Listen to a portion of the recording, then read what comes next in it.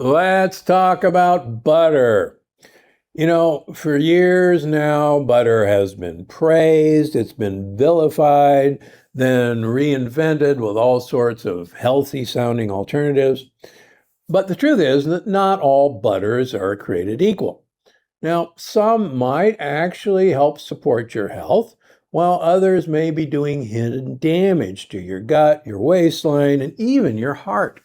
So today I'm going to break down what we know about butters, the worst butters you can buy, potentially the best butters you can buy, and whether all the hype about butter being the greatest superfood of all time is true or not.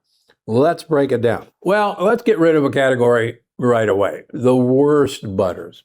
If you see a package of a hardened fat in the dairy section, and it says words like, I can't believe it's not butter, or vegan butter, or high polyunsaturated vegetable spread, put it down. These are manufactured primarily out of mostly soybean oil, maybe corn oil, maybe cottonseed oil, maybe linseed oil. I could go on and on with the oils. They are hardened by partially hydrogenating these oils to solidify them at room temperature. They don't have to put on the label trans fats, but in the process of hardening these oils, trans fats are created. But the very hydrogenation of these oils make them not the wonders of nature that it looks like they are. Many of them are processed, contain chemical additives, or had solvents used to actually extract the oil from these various seeds. And they've got a lot of interesting colors and flavorings that aren't exactly all natural. So it's not a true food. Just avoid these entirely. Now, a lot of times we start seeing grass-fed butter. Now, it is true that you are what you eat, but you are what the thing you're eating ate, which is actually the more important. So let's suppose you've decided, after listening to all this, that butter might be useful for you to include in your diet. Where the cow ate is important. What the cow ate is important, and who the cow is equally important. So cows that eat grass, their natural food, do produce more short-chain omega-3 fats, the healthy omega-3s. They do produce more of what's called GLA, conjugated linoleic acid, CLA, and they do produce more vitamin E. That's where kind of that yellow color comes from often. So then if a cow is fed grains and soybeans. Having said that, they also produce a protein in their milk called casein. Now, cows up until 2,000 years ago made casein A2. Now, our cows, the Holstein cow, the black and white cow, makes casein A1. And all butters do have some residual casein. Casein A2 is actually a friendly casein for most people, but casein A1 is mischievous for a great number of people. So knowing who your cow is, the breed of cow, is equally as important. Now, the good news is Southern European cows still make casein A2. So cows from France, cows from Italy, cows from Switzerland, and most Southern German cows are casein A2 producers. However, most Northern European cows, like Ireland, like England, like Scandinavia, and most of our cows are casein A1 producing cows. That makes a difference. As I like to joke, one of the most popular grass-fed butters out there has a picture of a black and white cow on its label, and that's a Holstein cow. That's not what you're looking for. You're actually looking for a Guernsey cow, or a Swiss brown cow, or a Belgian blue cow. It's the same cow. That makes a difference. If you want to avoid that, then grass-fed ghee is your best option. Ghee has all of those proteins separated out. So if you're worried about the breed of cow, get yourself grass-fed ghee. But hold on. It also depends on what animal's milk you're going to use to make the butter. The good news is that goats and sheep and water buffalo all make casein A2. And additionally, sheep and goats, about 30% of all the fat in their milk is medium chain triglycerides, MCTs.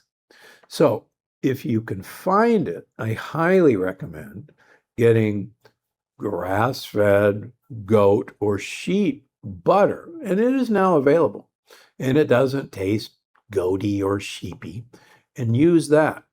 Also, you can find water buffalo butter. I much prefer those butters for their medium chain triglyceride content than even ghee from a grass-fed cow. So that so far is your best butter. Now, how about all the butyrate in butter? Butyric acid.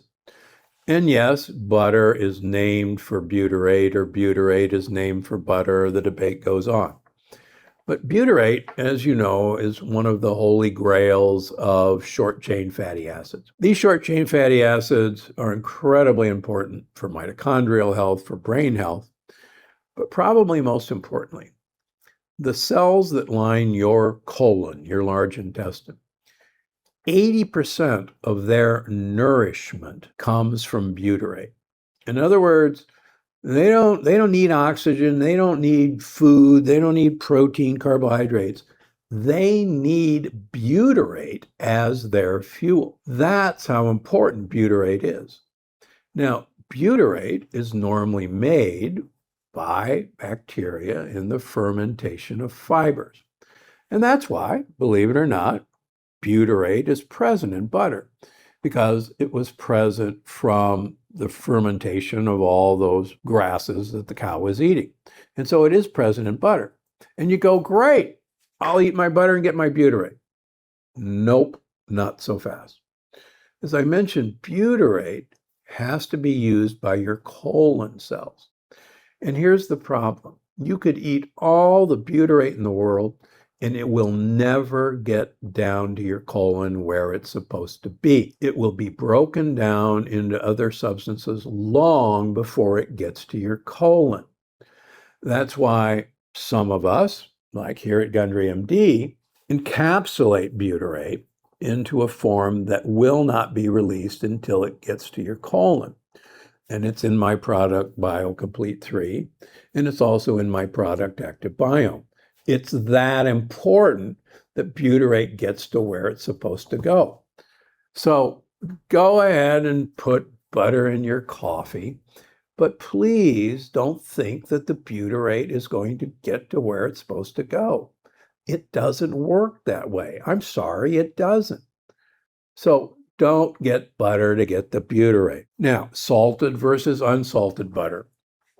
My mother used unsalted butter all of my life because she was a Julia Child fan. And Julia Child used unsalted butter. And that's fine. Get yourself unsalted butter.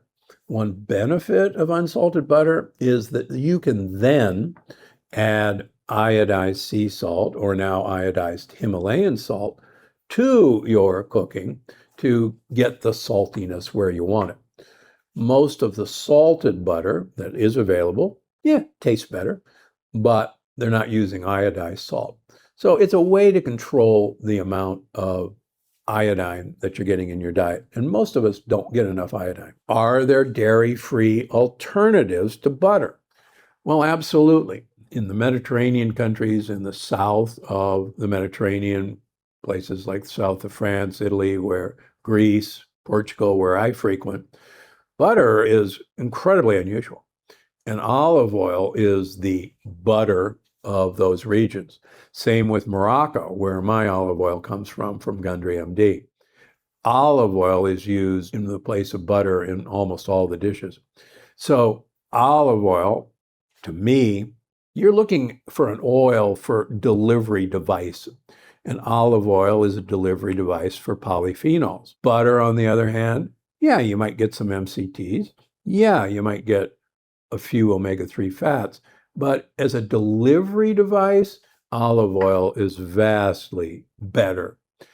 There are avocado-based spreads, like avocado-based mayonnaise, which is definitely better than regular mayonnaise. Just read the label. A lot of these spreads sound intriguing, but they're usually cut with a lot of other interesting, weird oils. The big takeaway on this, yeah, butter is not butter is not butter. If you really want the quote health benefits of butter, you're best off with grass-fed ghee. On the other hand, goat butter, sheep butter, water buffalo butter will give you MCTs that you won't get from cow-based butter. And that, to me, is well worth looking for it. It's now in a lot of the specialty stores. So sheep, goat, water buffalo butter, number one on my list. Grass-fed ghee, number two on the list. Please stay away from, I can't believe it's not butter, because you better believe it's not butter. More amazing episodes just like this one. Watch now. Taking MCT oil while you're fasting is a great way to extend your fasting window and calm any cravings that you may be having.